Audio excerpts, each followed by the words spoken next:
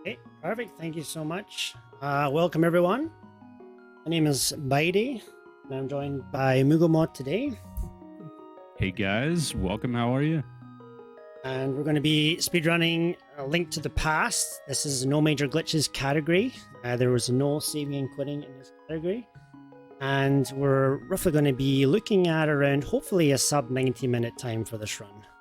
We're going to get started right into it now.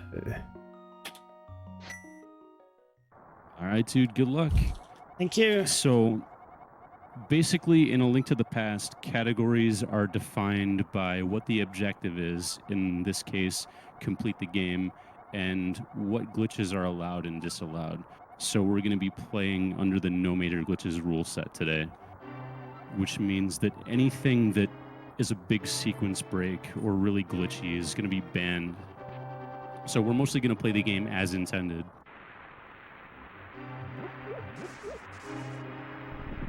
Yeah, it's like the main category I would say, like in our community. It has quite a lot of runs. I'd say it's definitely maybe in the top 10 runs, most popular runs on speedrun, I would say, maybe something like that, maybe. Yeah, it's up there. It used to hover around the top 5 to 10 most popular runs. It's probably more like 15 these days, but it's up there. But this run, we're going to mostly play the game as intended, and it's very input heavy and movement based. And for the first couple of segments before we get the Pegasus Boots, we're going to be doing a lot of just minor optimizations, trying to save frames, not nudging corners and doorways and things like that here. And we're going to be doing some D-pad mashing to manipulate Link's walking animation to save a couple of pixels here and there. Rough RNG there. That's a little bit rough right out of the gate. So every enemy always starts in the same position, but the time that they notice you is variable by up to half a second, and the direction that they go is random. So that's a lot of what we're going to be doing in the first couple segments, is just paying attention to very small differences in enemy movement patterns and trying to decide the best way to react to it on the fly. There's a lot of subtle variations in what can happen, and that's really most of the difference between an average player and a good one.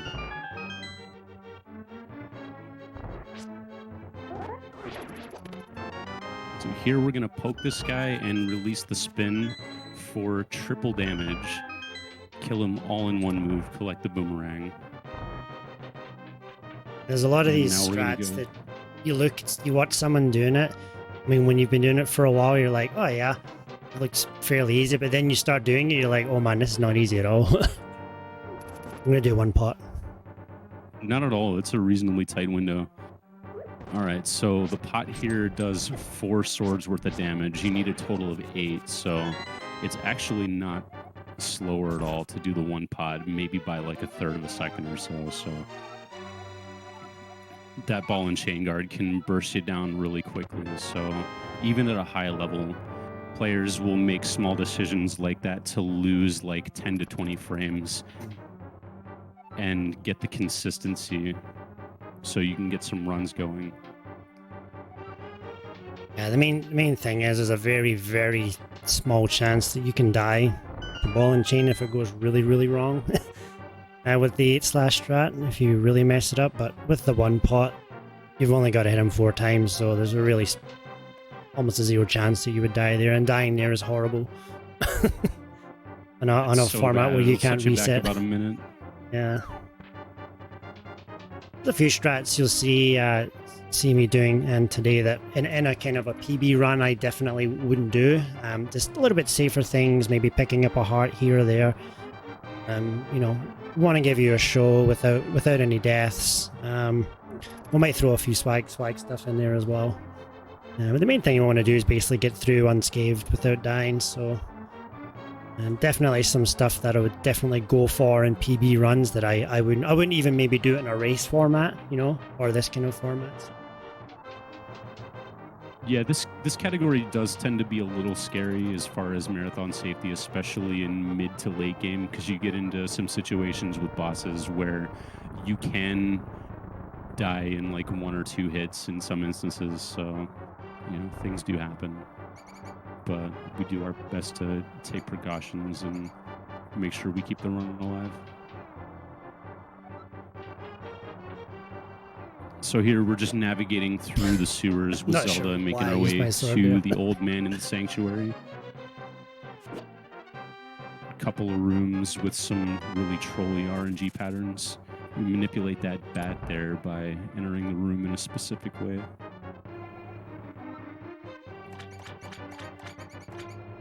And here he's doing things like optimizing how much time he spends walking in the water, because you move slightly slower when you're in water, so... Don't give me clink. Okay, I got it. Nice, nice. There's a weird thing that can happen there if you, and I'm not really sure on the exactly why, but if your boomerang, if you throw your boomerang too early and it hits the wall, it misses the key. So you basically get all the way over to the door and you realize that you don't have your key. So you gotta go all the way back. This game has a lot of really wonky mechanics like that, where the key actually has an altitude value for a second. So it's possible to throw the boomerang under the key. If you're wondering what I was laughing at there's a very small percentage chance in a run that you get what's called rat frames. You can explain what that is. Okay, so when you enter the doorway to the sanctuary and you slash your sword and take damage at the same time, when Link comes out of the doorway, he'll be in this pushing animation and his shield will be despawned in that animation, and it actually speeds up that cutscene text by a little over a second. And for it to actually line up to where a rat will be crossing the doorway when you're going through is pretty rare, so you try to go for it because it saves more time than you spend setting it up. But he got into kind of a pinch situation where a rat was coming from each side, and it was just really silly. Yeah, that's not common to see that. Why I was laughing so much. This game is just all about reacting to absurd 1 in 1,000 RNGs. That was a weird one. Field is no exception. Eastern Palace Overworld is... it is something. So we've rescued Zelda. We acquired our first safety, the Sanctuary Heart. So we get an additional heart container. It only takes about 3 seconds to pick up that extra heart. It's the best safety in the game. Yeah, that's a typical example of, you know, if I was doing PB runs, I would never pick that Sank heart up. But obviously for Marathon, it gives you 1 extra heart, and that becomes really important later on for some of the bosses, especially Helma. It gives you 1 extra hit on Helma and some other bosses as well. So it can make the difference between living and dying, basically. So it really can. The amount of times you survive on 1 heart, you'd be amazed. And Helmasaur King tends to be kind of a choke point. He gives you really trolly RNG a lot. We got an invisible Stalfos coming up here, so can you explain that one? So basically, when you walk into the center of this room, you hit an action trigger that spawns 4 Stalfos, but we walk up and over that action trigger and throw the pots at the Stalfos before they spawn and set it up in a specific way that one spawns over the pot in the center and the other one spawns over the doorway, and you kill the other 2 before they spawn and the door opens. It's incredible. Yeah, there's a lot of stuff like that that happens in this game where if you're a casual player or you've maybe never seen the speedrun before, it doesn't look so impressive, but when you actually realize what's happening on an in-depth, rough RNG, and when you've got in-depth to the game and you realize what's happening, and it's pretty cool. And that's pretty much the state of things in this game. Is it's to the point where all of the movement is pretty much solved, and we have it down to an exact science. So what we're doing here is we're damage boosting into that circle of anti-fairies and then using our invincibility frames to step on that switch and activate the big key so we don't have to kill all of the enemies and disperse the anti-fairies in that room. So you'll see me picking up some arrows there. So obviously we can see your rupees on the top left. We've got the bombs next to it and the arrows. They are really, really important for later on. We basically track them through the whole run, and obviously there's some RNG involved, whether you get them or not. So, nice. I've actually got really lucky and got a red rupee, and that's going to help me later on in the run. It's going to allow me to do a little bit faster stuff later on. And the same with arrows and inventory bombs. Is we need a certain amount of rupees by the end of Light World, and we need to have specific bomb and arrow counts at certain points in the run. And if you guys are familiar with other Zelda games, you're familiar with prize packs where there's certain items that can drop from certain enemies, and it rotates through a prize pack, and Double drop. Have an opportunity to get an item like those arrows when you kill specific enemies, and getting that arrow drop is going to make things a little bit easier for us later on. Yeah, I can count to 13. Let's go. The great debate is spamming or counting better. Actually, it's pretty good Eastern. Sub 5. Oh, it's a 501. That's not bad, actually, for getting sync. But yeah, it's a pretty solid start. So now that we have the green pendant from Eastern Palace, we're going to turn that in and get our Pegasus Boots. And this is where we're going to do our first minor glitch of the run. So when you release a sword spin and then cancel it with an A press on the next frame, what we do is we kind of hold the B button and then slide from B to A. You get the timing just right. It cancels the spin and it puts you in what we call super speed state, and then when you touch manual stairs, you can just move at dash speed in any direction. And this trick is actually going to save a few seconds on this screen. So bad for Link's ears there. Smoked every wall on the way by there. He's got ears like cement, I think, the amount of times he smashes into things in this game. That's kind of what we're looking for as far as overworld movement and optimizing, is we're trying to just keep all of these dashes as long as possible, not nudge any objects. For the fans. Let's go library spin speed.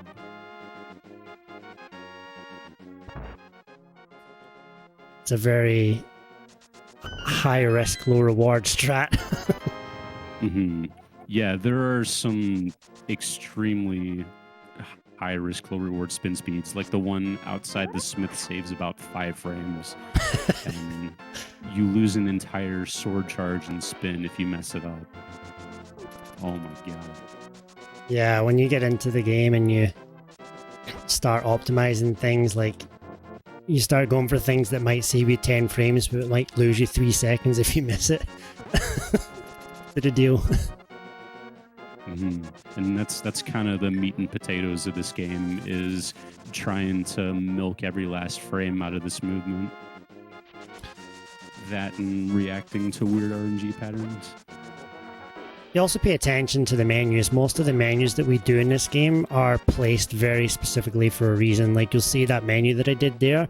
I was actually using it to read Link's position so that I don't dash on the along the water, because dashing on water is slower. So you want to dash basically in between the water and the grass. So a lot of menus, if you were just sort of looking, you'd be like, oh, he's just changing an item, but it's actually, everything is pre-planned. That's one thing that will actually change a lot from one runner to the next. There's a lot of different options you have for your pause buffers, and people will use them in different places for different reasons, and it's really fascinating to see who does what. Shout out to Spin Strat. Spin Strat's good. There's a really fancy poke dash strat you can do there that saves like a handful of frames, like maybe 5-7 frames. And That's another thing that you can kind of see variance from one runner to the next is there's things that are really difficult that are just slightly faster you can do, and some people will choose to do them or not. Place cannonballs. All right. This room has several different cannonball patterns, and he actually got one of the ones where you dash through if you get a very early dash out of the door. So you try your hardest to dash as soon as possible out of that door, and sometimes you can get lucky.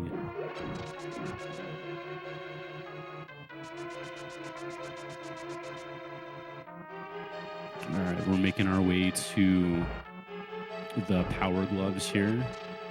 Then we're going to be able to open up the back half of Desert Palace and go fight Landmola's, everybody's favorite RNG boss.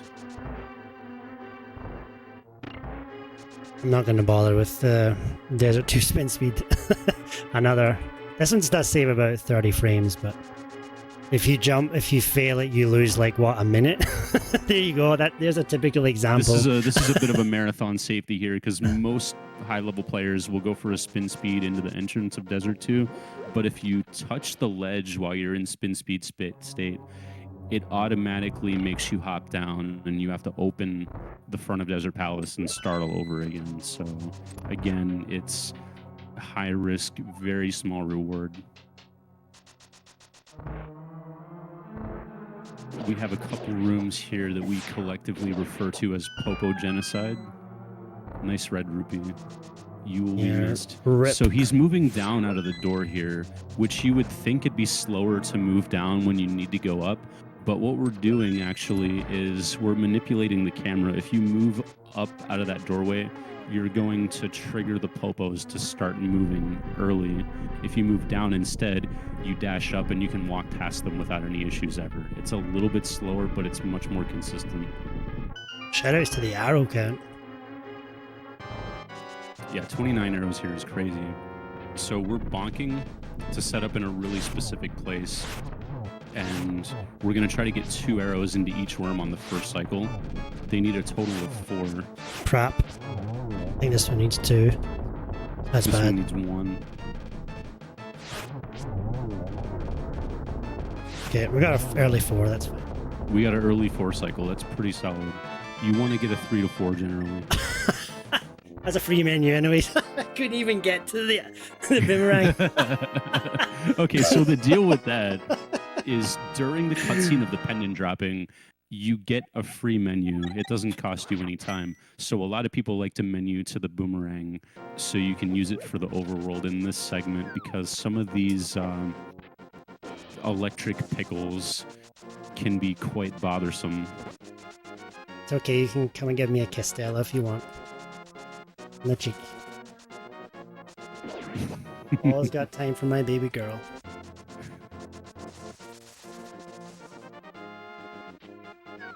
All right, so we're taking a less direct route to the Tower of Hera for a very specific reason. We're going to do a trick called fake flippers here. Uh-oh. So we're going to set up along this bush, and it puts us exactly 1 frame of movement away from the edge of the screen. So what happens when you jump into the water is the game doesn't check to see if you have flippers until the next frame, so we're able to use that 1 frame of movement to transition the screen, and then the game just doesn't bother to check and see if you have flippers, so we're able to go into that warp. It saves about 8 seconds of overworld movement, with the caveat that if you take damage while you're in fake flipper state, the game doesn't know where to send you back to when it soft locks the game. So save 8 seconds, soft lock the game. High risk, low reward. So I saw you got to meet my daughter there. It's funny, there's a category in the game called major glitches. It's like a 4-minute run of the game, and I taught my little girl how to do it when she was 4 years old.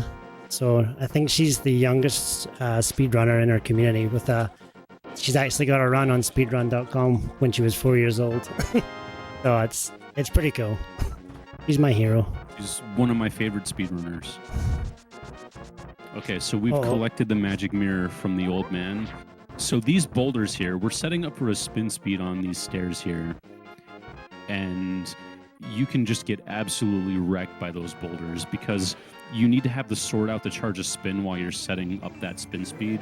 And you move much slower on stairs and you move much slower with the sword out. So if those boulders decide that they're going to land on you, there's essentially nothing you can. So quick hop to save the run. Going into Hera with 3.5 hearts is pretty good for a marathon. We'll take it. Might hit the switch just in case. Yeah. In case getting knocked off or something.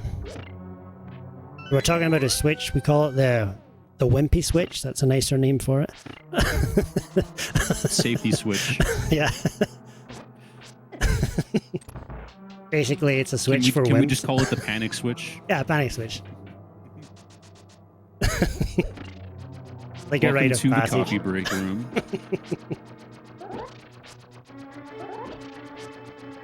So yeah, basically the switch will open up there's going to be a bunch of pots right outside the boss fight. And it's going to have unlimited hearts, basically, more than I'd ever need. So, Moldorm is a scary fight. Definitely one of the biggest run killers. In fact, it is the biggest run killer in the first half of the game for sure. He can knock you off. He can kill you. And if we... Moldorm just has an extremely wonky, unpredictable hitbox. And... it's a situation where you absolutely get robbed and he will eat your run for no reason. So being extra cautious is warranted here, even though it only costs like an extra 2 seconds to hit the switch. You would actually never do it in a run. You would just completely YOLO it. Shoutouts to my own strat. Here is actually one of the hardest rooms in Hera. Because you have to react to the subtle movements of the beetles, and that's one of those things where it comes into play where they don't always react at exactly the same time. There's about a half a second of variance for when they can start to notice you and move, and it changes their trajectory slightly, so you have to react to that on the fly. And that's what makes this speedrun so great, is you have to balance that with focusing on extremely tight execution. Shoutouts to that Moldorm. Yeah, that little bugger. At least you didn't get trolled by the Kadongos there. You can explain the bomb jump as well, they just did. Yeah, okay, so he's set up within 2 pixels of the edge of the floor there and used the bomb damage boost to completely skip over those star tiles and get the moon pearl. Normally you have to go up to the top floor and drop down, but we're able to save about 15 seconds by jumping over that pit that way. So Moldorm needs 5 hits in the first phase, and then you'll see he's speeded up here for phase 2, and then 1 more hit will take him down. He's scary because he's extremely bouncy. You touch him and you can be bounced halfway across the arena, so you have to avoid pointing the sword towards his head as much as possible. Bouncy, I like that. He's a bouncy boss. It's the truth, though. Sometimes you dash into the arena and you bounce right off his head, and you immediately fall down, and that's literally almost the end of your run right there. If you're not on a hot pace, it's essentially run over. So we need to have, I believe it's 7 or 8 arrows, depending on what overworld route you do here.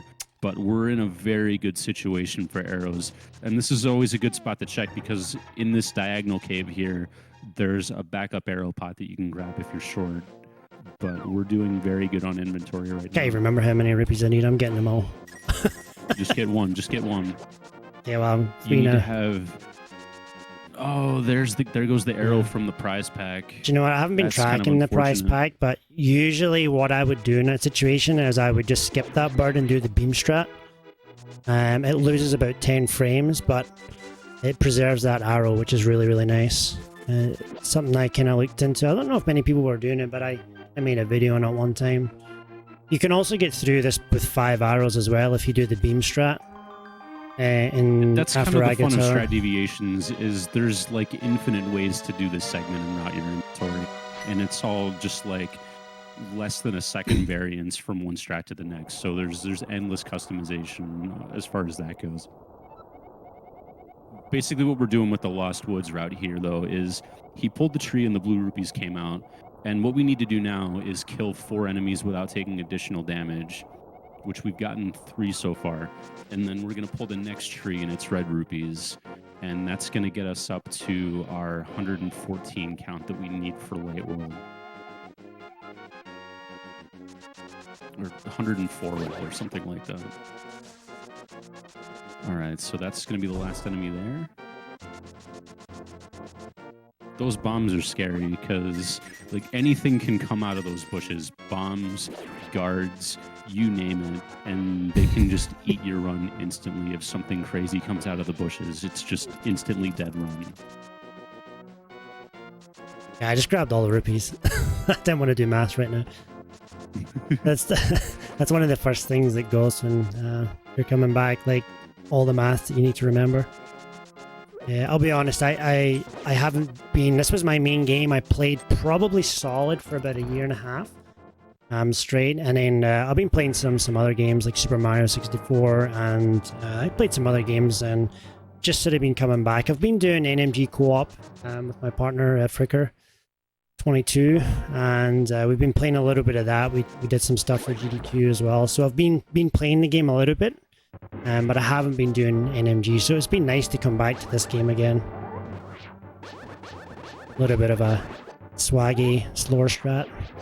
This room coming up is one of my favorite things about this run, is the way he's killing these guards. He's going to sword beam them and then dash through. And if you dash through an enemy and you kill it, it won't drop a prize pack item. And that's very important because the fairy is the second item in that enemy's prize pack, and we want to preserve that fairy all the way until almost the last dungeon of the game.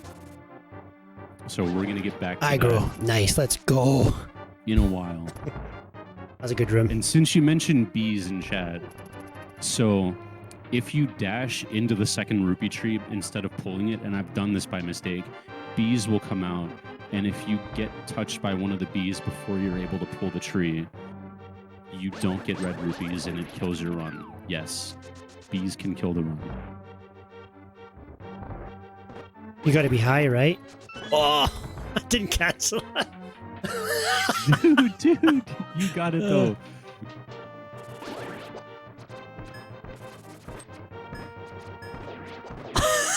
I tried to do that swaggy strat for the crowd. I do not do that strat, as you can see. I wanted to do it. Try it out. It's not how that goes. Swag there. That was the spear party right there. We got really good RNG on the circle of pods. We're coming up on one of the biggest, probably the biggest RNG component in the game, which is the first fight with Gannon at the end of Light World. So what he's going to do is a series of 6 attacks. The first one is a guaranteed reflectable energy ball. The next 3 are a 50-50 reflectable or not. And then he's going to end the phase with a lightning attack that you have to avoid. And that's 5. I counted wrong. And then he starts over, and you need to hit him a total of 6 times. Every time he gives you a non-reflectable attack, it loses 6 seconds. Every time he does an additional lightning attack, it loses 6 seconds. And these are coin flips. You can lose, generally on average, you're going to lose about 24 seconds to a perfect fight. And anywhere on up to about 2 minutes total. You know he's going to give me 0, right? You just know it. Oh, there's one.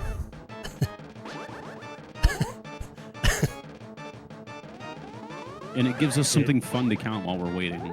There's 2. We don't want lots. That's for sure. This is a brutal part of the game.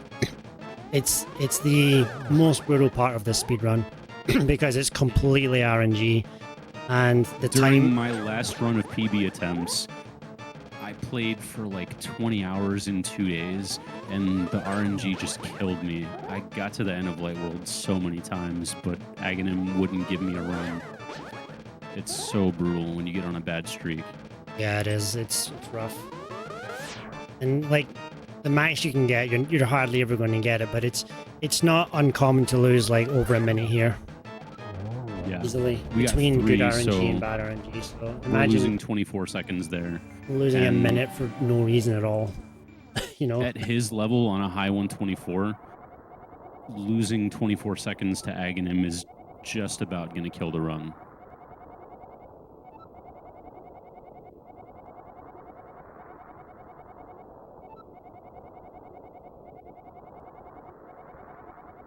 I actually had a decent light world, to be honest. A 29.5x with 3 blue balls, that's not bad going. I'd be Like very that happy anyways. with a 28 flat. With a 28 Oh, flat, dude. did you say? If blue ball manip happens, I think what we're kind of leaning towards as a community would be really nice to just do a 0 blue ball mod and just be done with it altogether. Yeah, I'd be one that would welcome that change. It would be a very welcome change. It would have to be a completely separate category, though, I think, if that ever happened. In my now opinion. we're in Dark World, and all of these enemies on the overworld do 2 to 3 hearts of damage. Actually, one of the enemies does 4 hearts of damage, matter of fact. And the difficulty level spike is noticeable here.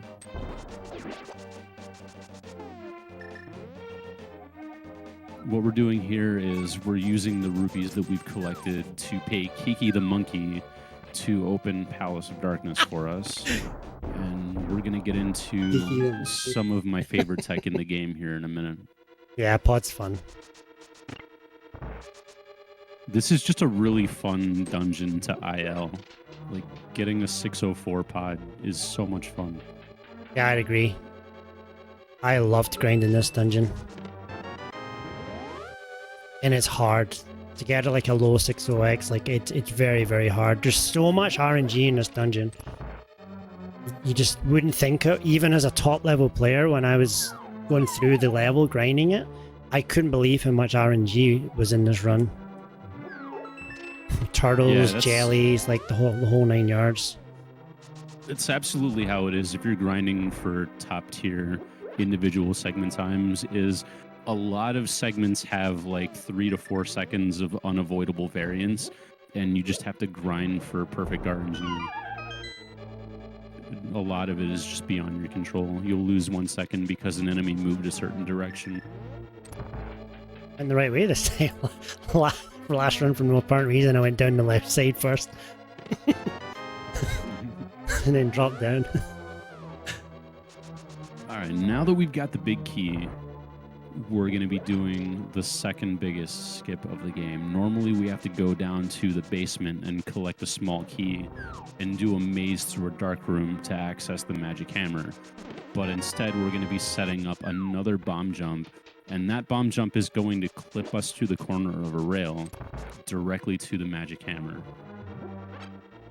And this is a pixel perfect bomb placement, and then you have to move up to a very specific second position. Pixel perfect also, while this bridge is falling away. Super dodgy, like. That was a little bit sketch. That was a scary sword did buffer. I hate that when that happens. Oh no. I don't even know why that happens. Like, why does that happen? I've done it a few times over the years. And Wonky D-pad? no, I don't know. It's something to do with dashing too early, I think. Ah, okay. I think if you dash too early, like it throws you back into the door and sucks you in. Some of the door wells are deeper than others. It's one of the weird quirks about this game. Like this one here, for example. You can dash turn out of some doors, but for this one, for instance, you can't. You have to step fully out of the door before you can dash. And that's just, it's one of those fine details that you really have to know the differences between different doors.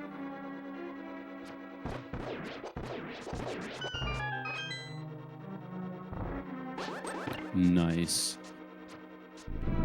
That's another one of those situations there where you can kill those mimics in just about any order you want, but if you do it in that specific way, it'll lose maybe 10-15 frames, but you have an opportunity to get a prize pack drop and get some extra arrows, and if you win that gamble, then it's well worth it.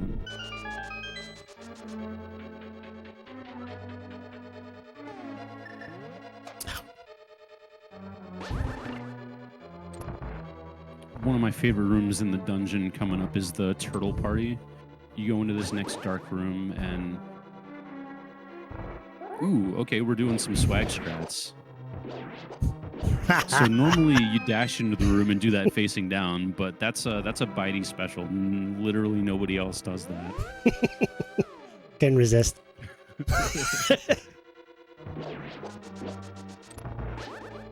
All right, Helmasaur King.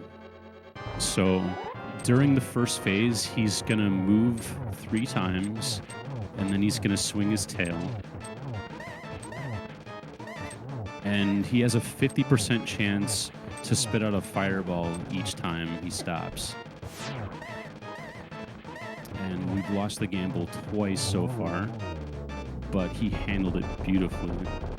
That was actually a really fast fight for 2 fireballs. Normally in that situation, you're going to get a 3rd cycle, but he only took 1 hit and he handled it absolutely beautifully.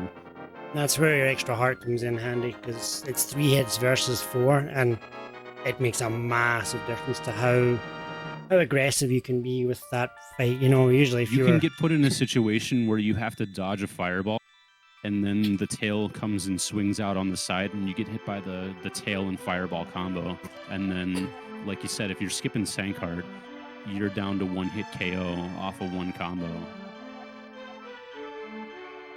You can die very, very quickly. You can also lose a lot of time in that fight as well. So it's always trying to balance how aggressive do you want to be to, am I willing to lose a run to save another second or so? That's what it boils down to.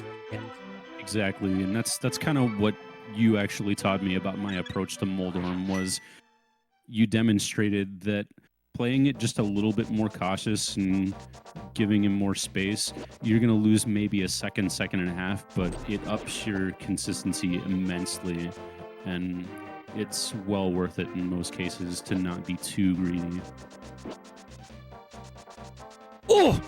Last second dash turn there. Oh, he almost got that wall bonk. Statue slide. Coming up on this screen here, we're going to do another Japanese 1.0 exclusive. This is called Hammer Dash.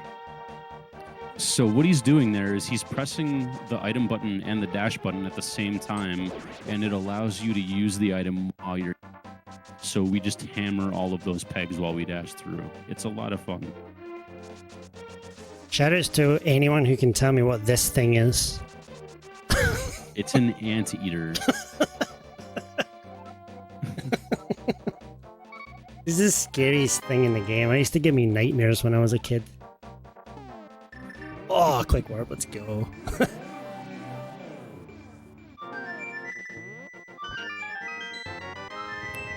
them about quick warp. I was going to say, there's so many tiny details about like how to pause buffer in this game. So on the grid in this game, every 8 pixels, 2 of them will give you a faster warp to light world by half a second. And so he paused at a very specific time to hit one of those 2 pixels and warp to light world half a second faster. It's small tech like that really makes this game shine.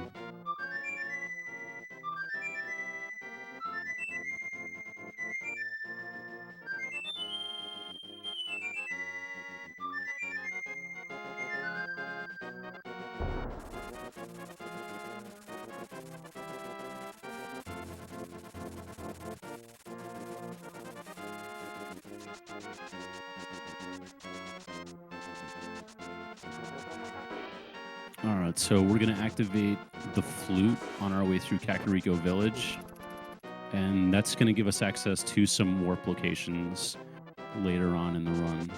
We just happen to be going through the Haunted Grove in Kakariko Village on our way to Thieves Town.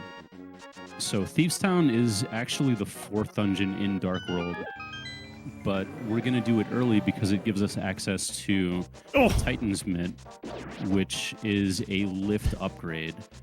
And having the Titan's Mitt early is very important because that's going to give us access to the Tempered Sword. And it actually is faster to temper the sword in this game. The low percent category is slightly slower.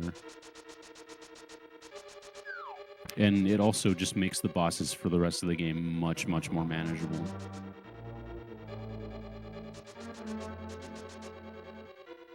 So this dungeon is just really straightforward dashing, except for a couple of key rooms here. These Zazacs are horrible. They just go every which way they want to, and sometimes they will stand directly in your way, and there's nothing. So right there, that's another instance what he did in this room, where that fire snake went up and bounced down instead of just going straight down. So he walked up like half a tile higher to get the fire snake off screen just that much sooner and reduce lag.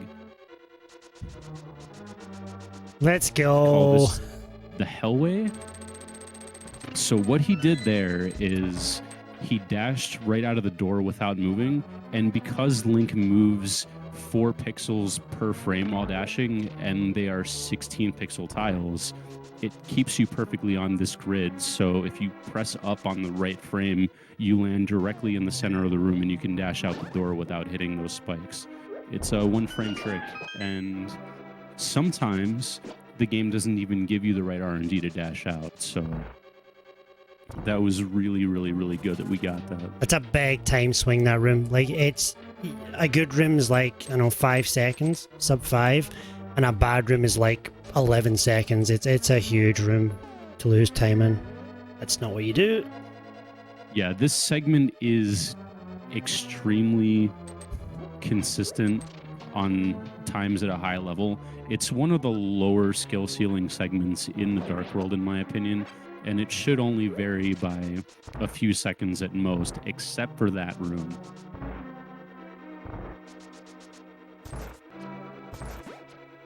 This jail cell room is low-key one of the hardest rooms in the game to execute at a high level. Agreed. There's just so much going on in that room. Can't you remember how this jelly RNG works again? Kill him anyways. There you go. Yeah, that's the right play. If you have sword beams, you slash once and dash out. We're looking really spicy on arrow count too, even without the prize backdrop. That was nice. That's a really difficult room too. So here we are taking Blind to the light. So kind of the lore behind that is she's a maiden in a jail cell, and she says, please rescue me and take me outside. But instead you bring her into the light, and surprise, she's a monster. Oh, This is going to be just fine.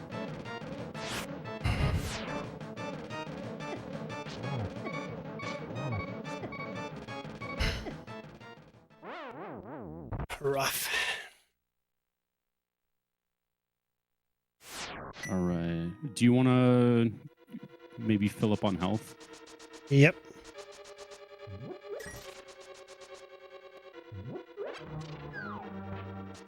Okay, so normally we refer to Blind as a scripted fight.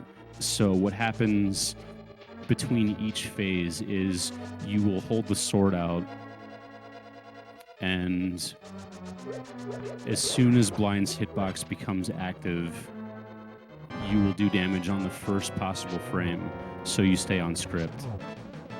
And we got off script in phase 2, and this actually becomes one of the most difficult fights to do in the game off script.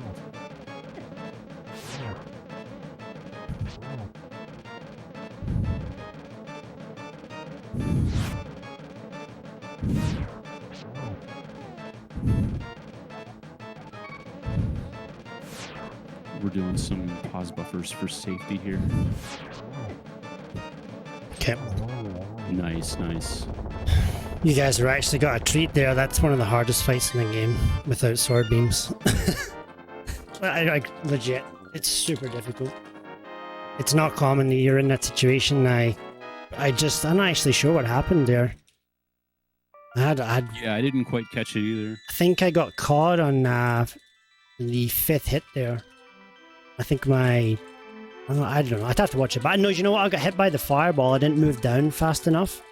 And the fireball caught me. And then it hit me out of my dash.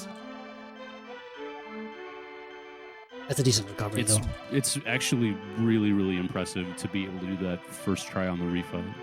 A lot of times, like in races and marathons in particular, getting stuck in a death loop on that fight is not uncommon. All right, so now that we've made it out of Thieves Town, we're going to be rescuing our cursed dwarf and getting the tempered sword. But first, we're going to collect some money along the way because we need to pay for the Zora Flippers later, and they are very expensive.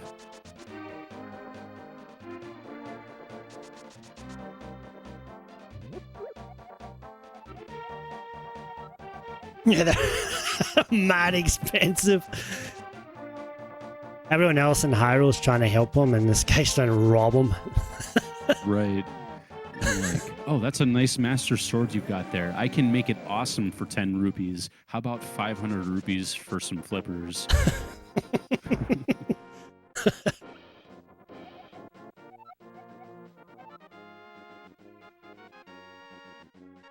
So we're doing a couple errands before we get into Skullwoods. And even so, Skullwoods is actually the shortest segment in the game. You're only actually in the dungeon for a little over 2 minutes.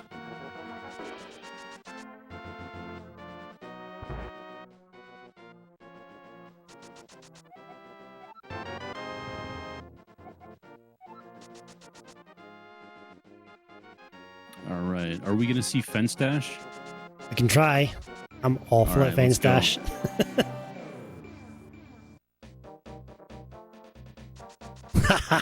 Let's go. All right. All right. So what happened there is going into that screen, you have to press left and A on the same frame and then dash turn up. And it will put you on the correct pixel to nudge past that fence without bonking.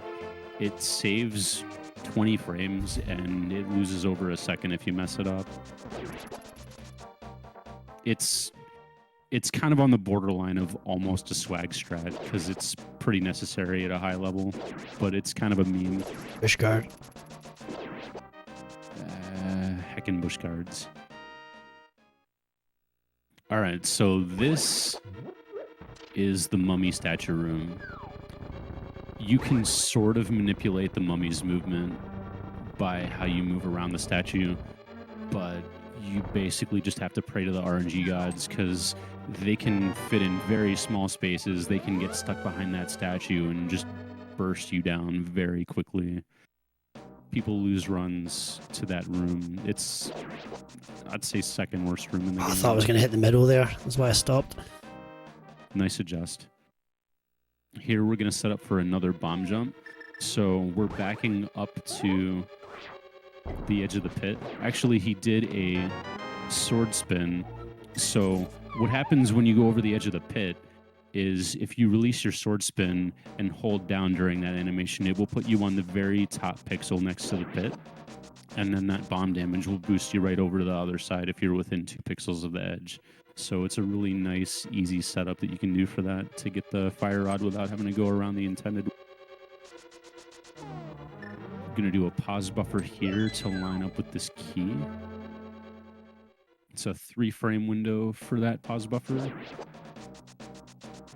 Just a nice little extra thing you can do to make your efficient movement a little bit tighter there. So this fire snake here is kind of a gamble. Sometimes it can go down and get in your way, so you have to be prepared to react to that guy. This room here is just a lot of fun to press buttons in. He did a fire rod dash there, so he lit the torch and started a dash on the same frame, able to dash out with the fire rod raised up in the air. Didn't want to get hit by that hand there. What he was trying to do there is, if you hit the mummy into the spike actually does gold sword damage, so you can kill the mummy with the spike in 2 hits. And fun fact about this fight on the original Japanese version, Mothula is actually immune to the gold sword and the spikes. So if you hit him into the spikes, it counts for 0 damage. So that can make this fight immensely more difficult if you get a bad movement pattern and he's hovering over the spikes. But all things considered, that went extremely well. Yeah, I had to use the fire rod to pull him away from the spikes there. Yeah, sometimes you got to give him a little slap with the fire rod to get him off of the spikes so you can do actual damage to him. I've always been a big fan of the fire rod for that film. I know it's a little bit slower, but it's nice to have. They had that bug patched in Randomizer. You can actually damage Moth, the gold sword in Rando. Alice. Lovely jubbly. My favorite part of the game. Notice the sarcasm in my voice. You don't say.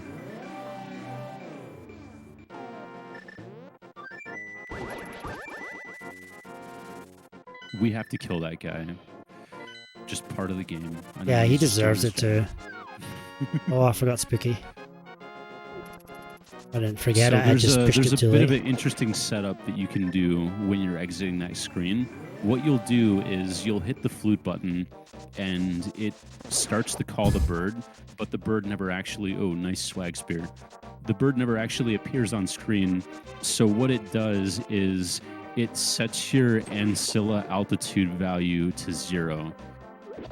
Don't really need to know what that means, but the effect that it has is things that have altitude in the game, like the bird or the fire rod area of effect, you want that to be set to 0 so that the fire rod actually damages where it appears to be. And that's going to be very important later on as we get into Misery Mine. We're going to do some shenanigans with manipulating the fire rod altitude variable. Yeah, there's a lot of stuff in this game. Like, this is obviously no major glitches, but when you get into some of the heavy glitch categories, man, the stuff you can do in this game is just nuts. What you can do with items in this game. You could write 2 semesters worth of college courses on tech in this game. It's insane. It's unbelievable.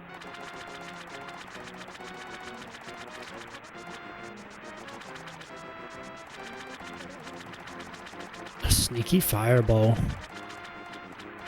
Yeah. All right, so we're gonna talk to the scam king here and get ripped off. That's a pricey pair of flippers. Like, it better be a good brand as well. No name flippers. Like, what? What happens if you don't pick up the medallion is you have to go back to Dark World on your way through that screen and wait another 20 seconds for the fish to spit out the medallion, and then you just cry a lot because your run is dead. Yep. This is actually a very difficult screen here. He's doing kind of an interesting backup because he got a really bad pattern. Normally you go all the way down to the bottom and swim to the left, but there were 3 enemies in his way, so that was actually a really, really cool backup that he did.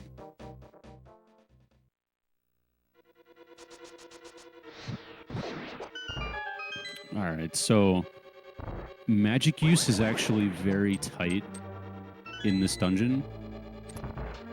So we need to have 3/4 of a magic bar going into the boss room, which we do. So no more magic use for the rest of the dungeon. So if he had missed another fire rod shot, then we would be scrambling to find extra magic somewhere. There's actually quite a few segments like that at a high level where you have just enough magic to do all of the strats that we normally do.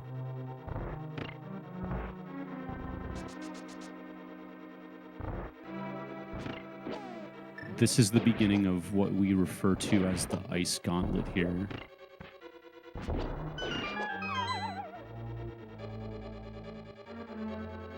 So normally you need to place 2 separate bombs to kill these guys, but by doing that specific movement, we're able to kill them both. Oh my god, that was not what I wanted to do there. Ice Conveyor is always a good time. And now we're into Ice Palace Bomb Jump. So normally what's supposed to happen is these orange pegs are supposed to be down, and you just walk through. And what ends up happening is you have to loop around the dungeon 3 separate times to solve the puzzle. But by doing a bomb jump over that and leaving the red pegs up, we're able to skip all of that and just go through the dungeon once. And it saves actually over 3 minutes. It's the biggest skip that we do in this category. It was a clean, lonely firebar.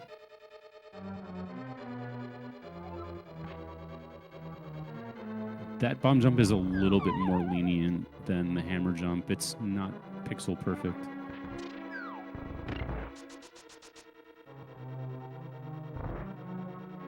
We're going to be dropping into Cold Stare here, everybody's favorite snowball.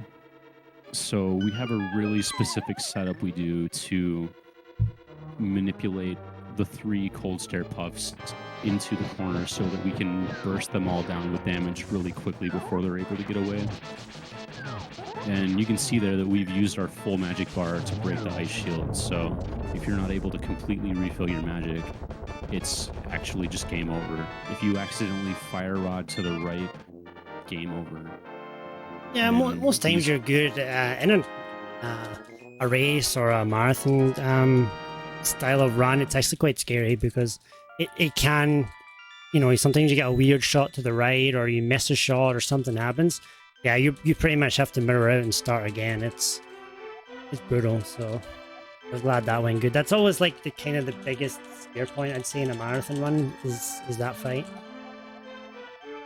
Other than that, yeah, really... If Cold Stare goes off script, it can get away from you really quickly, and those puffs do 4 hearts of damage, so... It's Swamp, and really not too much chance of dying here unless you really mess it up. In Maya, you get pretty good at Viddy, and same with TR, but... Yeah, a lot of people will... In Ice. I lost a lot of runs in Ice when I was going for my target time. A lot of runs.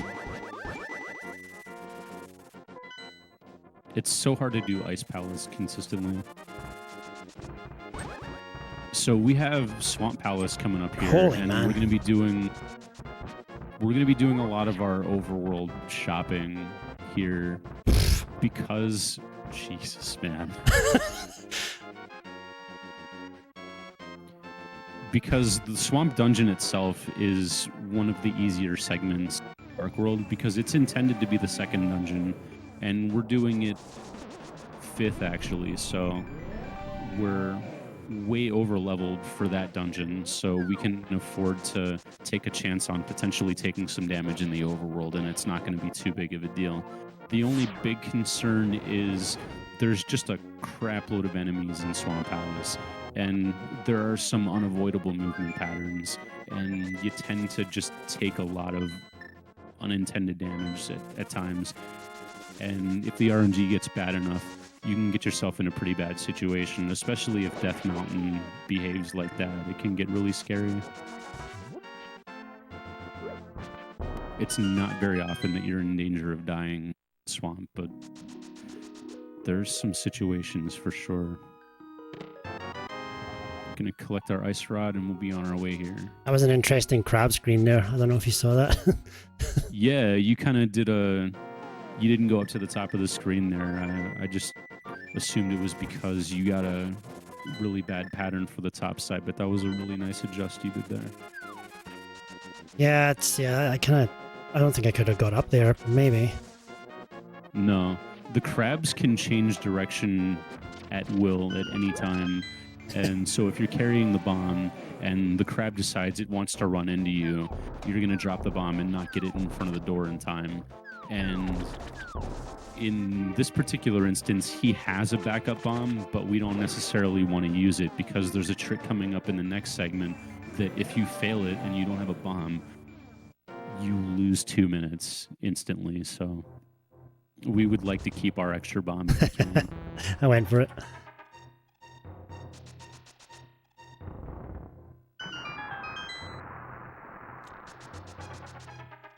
Nice.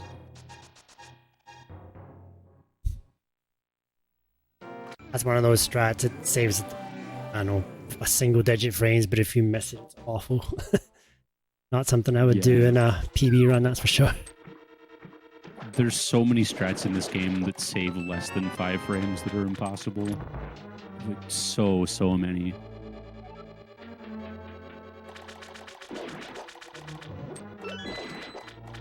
Exactly.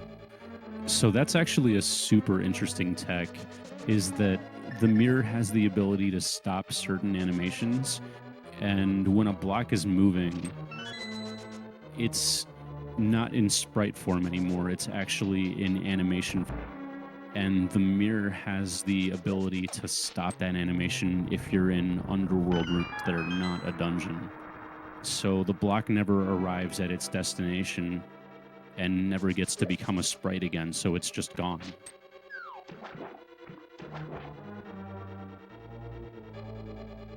And what I was trying to do was do the same trick that we do with the hammer when we fly through the pegs. You can actually do that trick at the same time as an item dash, and it's a pretty cool. It's a little swag trick in the community, but obviously I didn't get it down.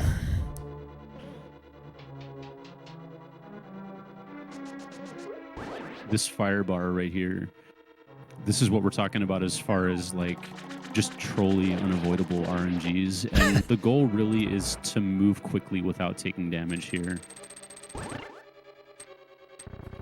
Here we go. Here we go. So he's gonna have to kill this jelly here, and that's gonna take a little bit of extra time. That was handled really well.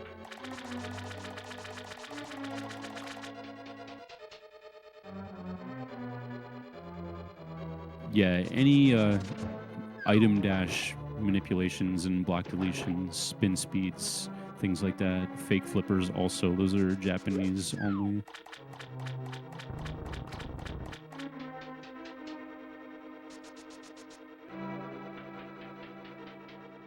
We're gonna go up here and collect our Swamp Palace big key. Top side, really. I don't usually see that. The bydey special. There's another item dash that he just did there that's a 5-frame saver. The old route was to go top side, and I kind of looked into it a little bit when I was on my grind, and you can manip the bubble RNG. It doesn't save very much, so it's like maybe 5 or 10 frames maybe, I think. Yeah, this game gets so crazy at a competitive level. The things that people just routinely go for. We're watching that dark spot in the bottom right there, and we're looking for a bubble to come out. So you saw it there when he was in the menu, which means that he's going to be able to dash down here without slashing. So that's kind of the biggest key point that we're looking for in this room. Here, we're actually going to do a hook dash. Press Y and A at the same time, and it puts you in spin speed state, which lets you pick up that pot through the statue. It gives you a 9-pixel window instead of 2 pixels and makes it much easier to grab that.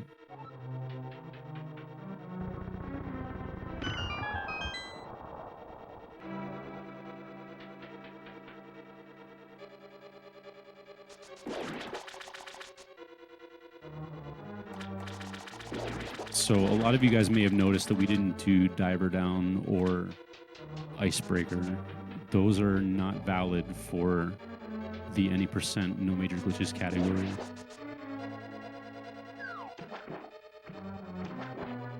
But we do allow those in the restricted major glitches rule set.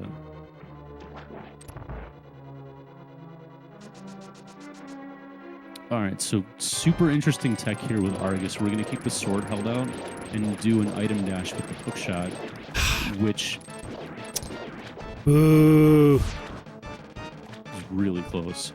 It makes the puffs instantly take slash damage as soon as they hit the sword, and you can finish off all 13 puffs in one cycle without getting that jumping attack from Argus, and it saves about 6 seconds if you can pull it off. It's extremely difficult.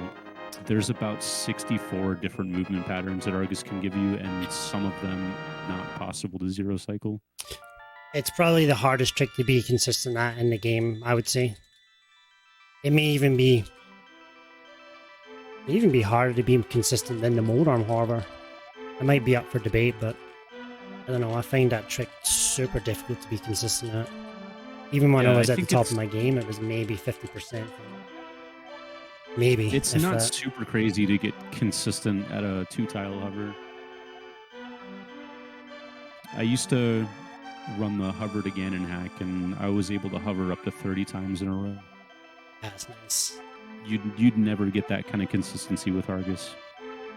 Yeah, no. And there's RNGs where I think it's literally not even possible. Quick warp, let's go. It's a pretty difficult quick warp out of this dungeon, where you're just kind of do it by feel, really. You just have a muscle memory for the timing. Okay, so what we're doing by picking up the rock from the bottom here instead of the left side is actually a very important manipulation.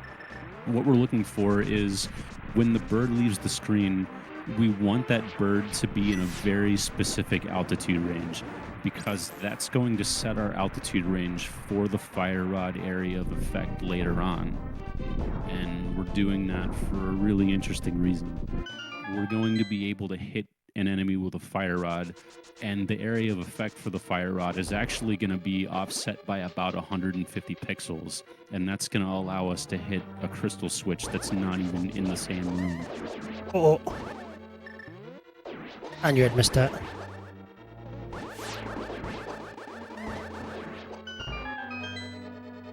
Cancel my dash too early.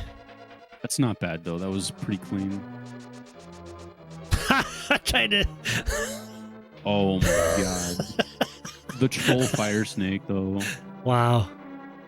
It's really, really rare that both paths are blocked in that room. And I didn't know what to do there. There's nothing you can do. Just cry. Yeah.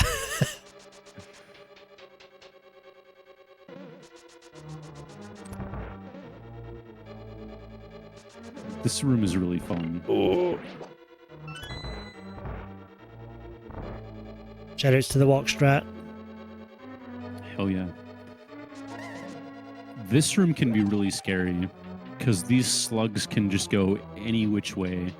They will be in your way. They will put bombs in your path. And you'll be in an unwinnable situation where you can't fire out the slug. You can't dash right.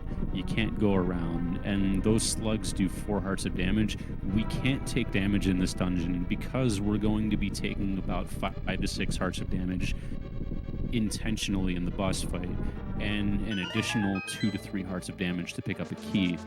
So we're extremely low on health as it bear. So it's really, really difficult to recover from hitting one of those slugs.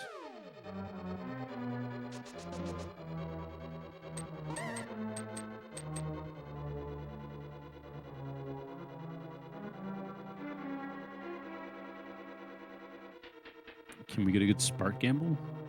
I'm not a spark gamble guy. Okay. I like that strat. Best when I've already taken damage. And if I didn't have Sank Heart, I'd be even down 1 more heart, so it's just, I never find it worth it if I've taken damage. Even in PB runs, I wouldn't. We're going to take 3 hearts of damage here while collecting this key. The next fastest key, there's several extra keys in Mire that we don't actually use. And the next fastest key is like 11 seconds slower, so we always just do the damage boost. Just part of the game. I went for that heart there, but he dropped a coin. The nice thing about this dungeon, though, is Mire is actually one of the easiest dungeons in the game. Oh, so I knew here that. you're going to notice dash dust on the screen. Nice backup, nice backup. Okay. So what he did was he tapped the A button to make dash dust while he was placing the block. And because there was an extra sprite on the screen, it preserves the altitude variable of the fire rod. And you're going to notice here when he hits this anti-fairy, the switch is going to flip. And he actually hit the crystal switch that's on the other side of that bombable wall. Same thing with fire rodding that torch. The splash damage from the fire rod actually hits that crystal switch at the top of the room. Saves about 11 seconds over the old route of hit. Crap. Here we're going to damage boost and get iframes here. Oh boy, this is not good.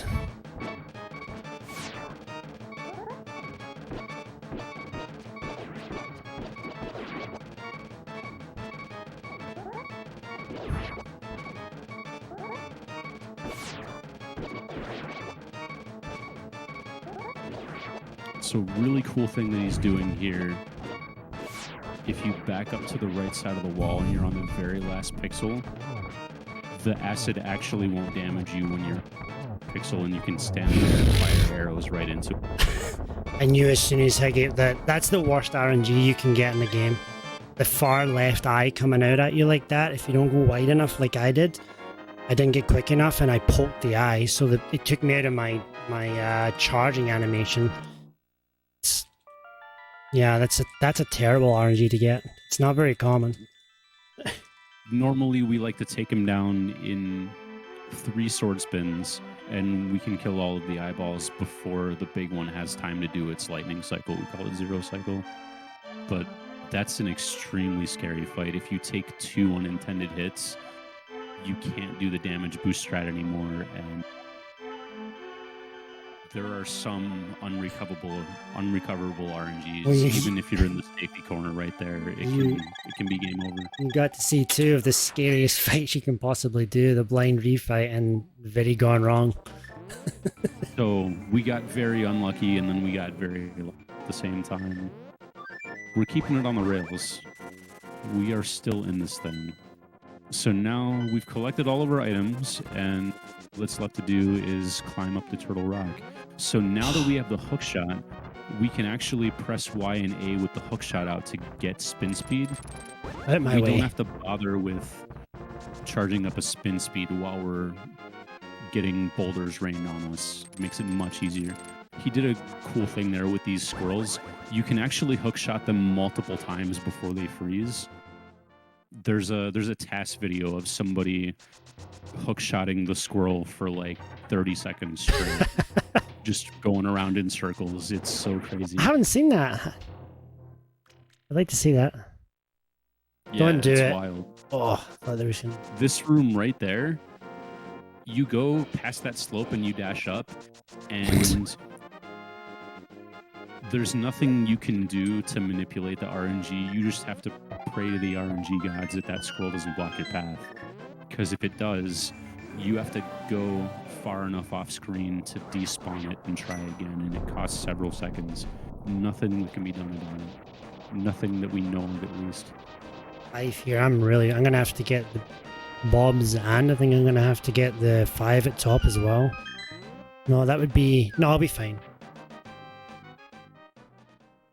You can see I'm counting my arrows because I was low on Vidi and I had to use arrows. I'm now having to calculate in my head how many arrows I need coming up for the next part of the dungeon. You want to have 13 leaving Turtle Rock, and if you don't have at least 13,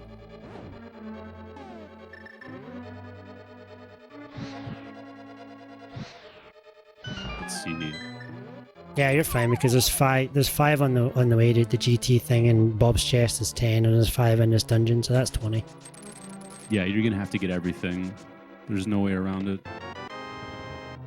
So we're gonna do really cool damage boost strat here where we take iframes from the top roller and dash right through the second.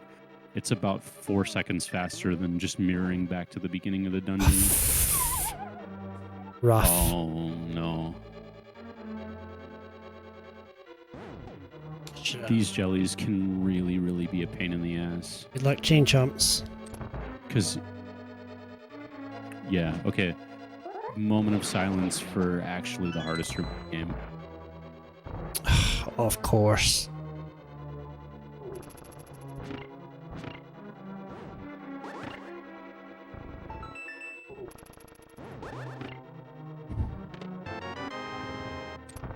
So normally what you'd do is you'd place one of those blocks right below the switch and fire it off, do another one immediately, and then use that second switch activation to get iframes from the pegs and just walk right through the chain chomps. But we got one of those patterns where both paths were blocked. Usually you'll go in there and wait to see which path is available. Sometimes it's just an unwinnable situation and you have to kind of work out a backup on the fly, which is what happened to us there. And that's going to make us quite short on magic.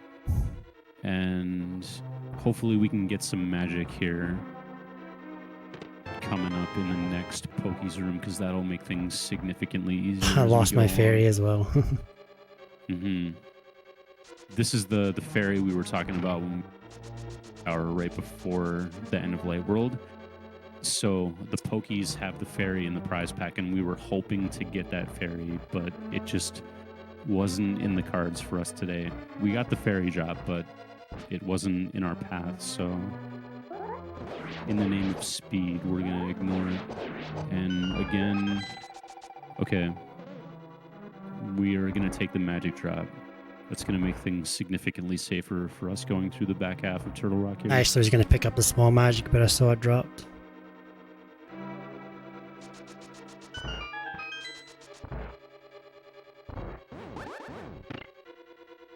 This room is really, really fun. This is another example of taking iframes from the pegs to walk right through the roller.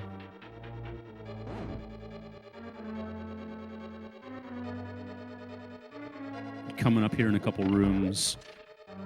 Normally what we do in Turtle Rock in a casual playthrough is we get the mirror shield and we can walk right through the BMOS lasers. But we do some really specific movements in this laser room to just dash right past the laser and get the small key that we need for this dungeon.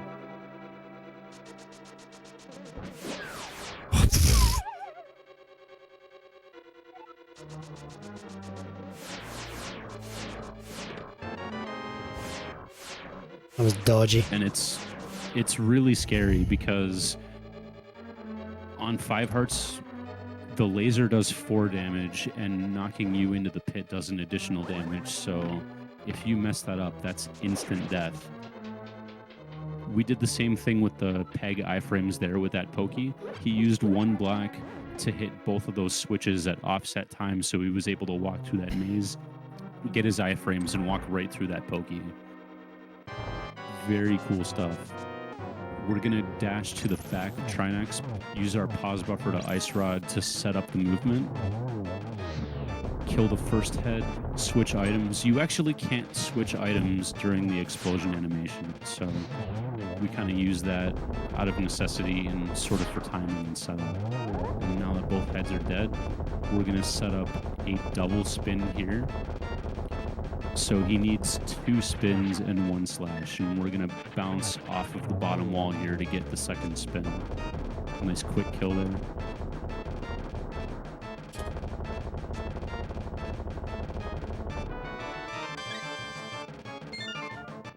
That crystal drops lower. I think.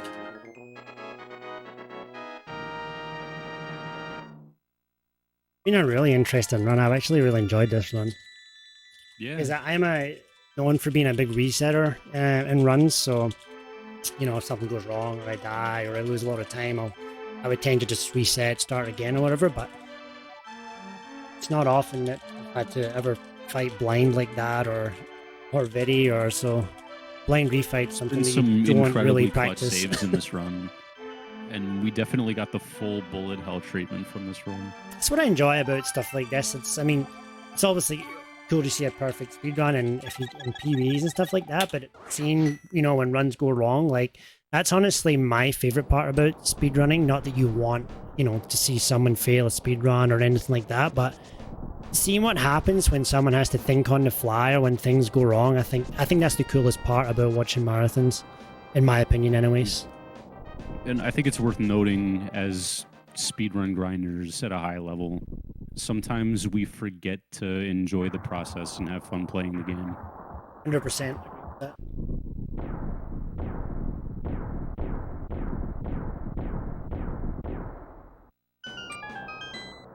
I missed it. Come on. All right. Gannon's Tower. Just about every room in this segment is difficult. So between like an okay player, like let's say like a 127 player versus a 123 player, there's about 45 seconds of variance just in this 7-minute segment.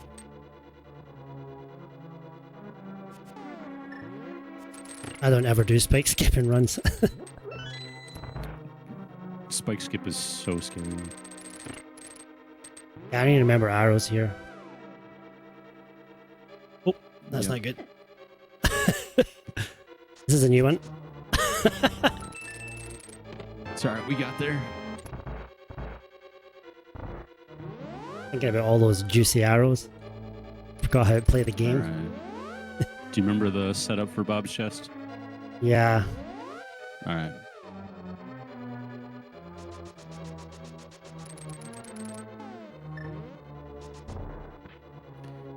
Big sweaty Bob. I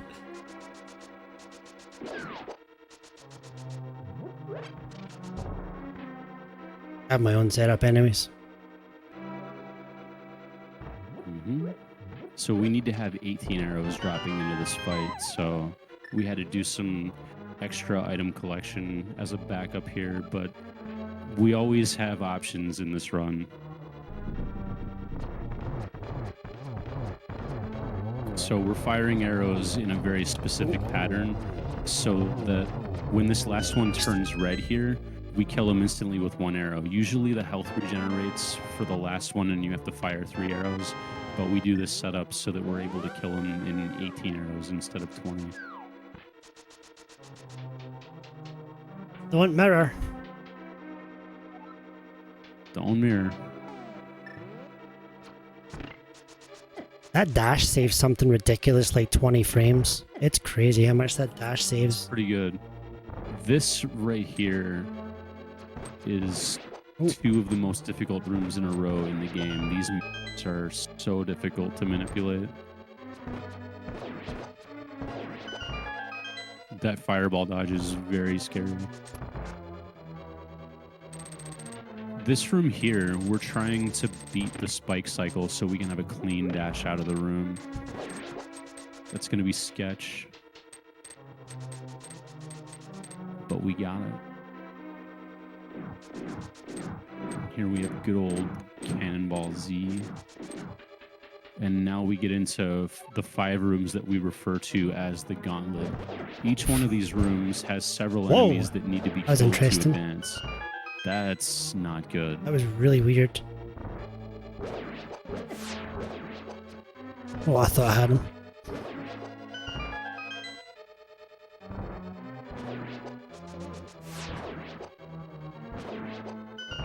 Magic use is also really tight here because we're going to use 1 fire rod in Gauntlet 5.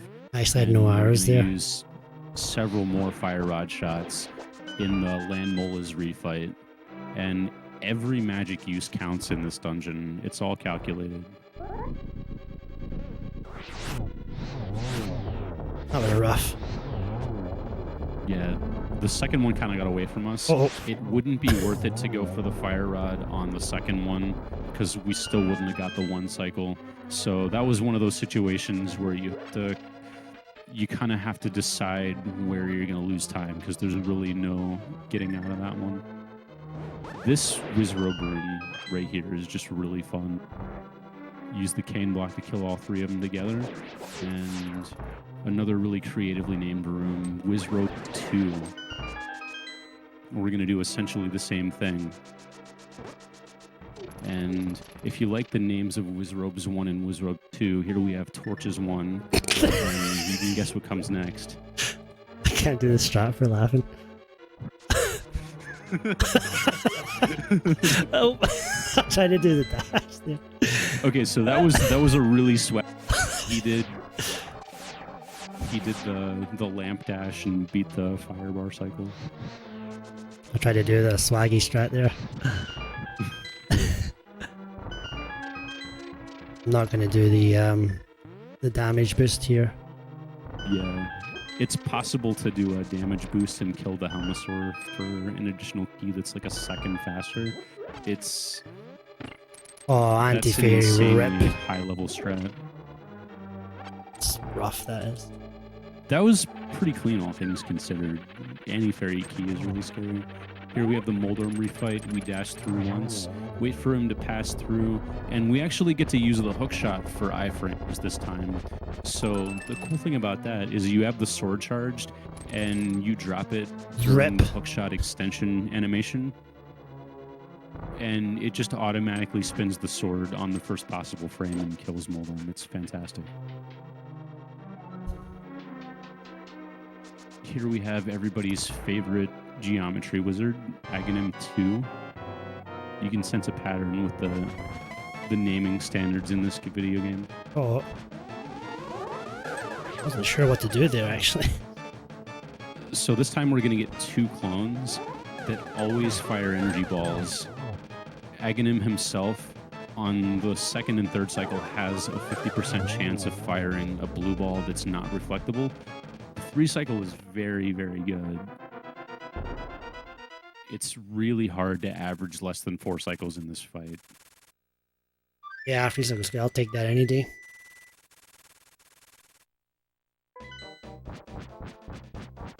All right, and we're on to Gannon. This is far and away the hardest fight in the game. It's essentially scripted, but man, this fight can go wrong in a hurry. So we need to do 12 hits of damage on phase 1 and phase 2, so we're going to do 3 hits and then charge up a sword slash, or sword spin rather, and bouncing off that trident is going to count for 4 slashes because we got 2 spins there. Then we go right into phase 2 dodging these bats, use the hook shot for iframes. Crap. We get 12 hits of damage on phase 2 and we get the heck out of there. That was so close. Absolutely clutch master. We're on 1-hit KO for the remainder of the game.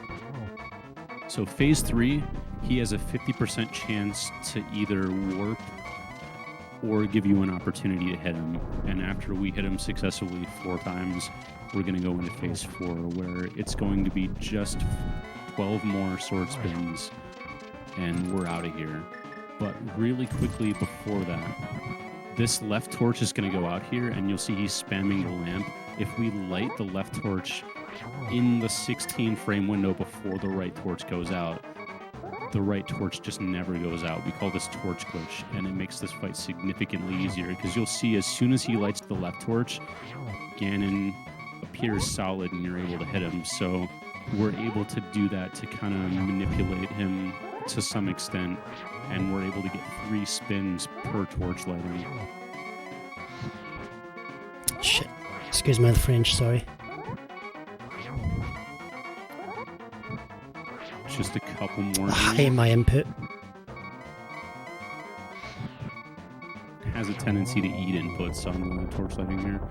All right, the stairs are going to come down, and it exits and goes into the Triforce Room. It's going to be time coming up in about 5 seconds. Wow, what a run. Oh. I was nervous. Fantastic performance. I was nervous. I didn't want to die to Gannon at the end. That was a 128.36 with a blind refight and a Victory's Disasters. It's actually... I'll take that all day long. Hey, Satan, can you say Hail Bydey? Hail Bydey. Little inside joke there. Bydey. Thanks a lot. Very Appreciate nice it. run. Hope that was entertaining for everyone. That was my first time commentating. I've done quite a few marathons before, probably 3 or 4 or so, but that's the first time I've ever done a marathon and commentated at the same time, so that's something I've always wanted to try, so I hope it was all entertaining and stuff for you. So thanks everyone for hanging out. Thank you, Mugo, for commentating. I really, really appreciate it. And I want to thank, obviously... Appreciate you having me on, and SNES Super Stars, of course. Yeah. Thank you for inviting me back. Yeah, Speedbot and the SNES Super Stars for having me on. And good luck to all of the runners. Yeah, thank you so much, everyone, for stopping in. Take care, everyone. And thanks to all of you for coming out.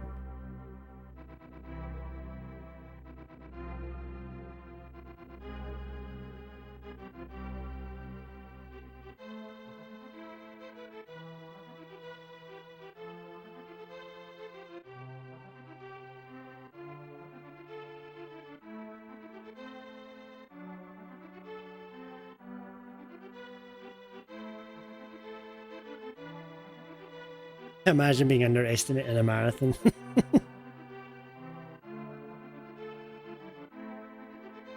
Yeah, I actually did this segment for SNES Super Stars last year, and I also had a 128. Yeah, oh, that's good. Yeah. Yeah, sub 90s old. GG's on the clutch of Vitreous. Like, you did pretty much the whole fight with like 2 hearts, I think. That's horrifying. Yeah. Like, the backup is so horrible to do, so... I know, and it's something I've never practiced the blind refight, really. Obviously, Vitreous, it's not something that you get into that situation very often. So. Yeah, it was a pretty clutch. And Gannon at the end as well. I took an accidental bat there, which took me to 1 heart, but as I was nervous for you on the blind refight, especially because normally we collect 3 hearts in the front of Thieves Town for the refight, and you missed the last one. It's really, really important to go in there with sword beams because you can kind of snipe him from across the room, and it's way, way safer. Oh, I'm so happy you clutched it out. Yeah. Yeah, we're done, Feasel, anytime. We were just filling up the slot there because I saw that the stream was still going, so feel free to cut it any time. Thanks, everyone.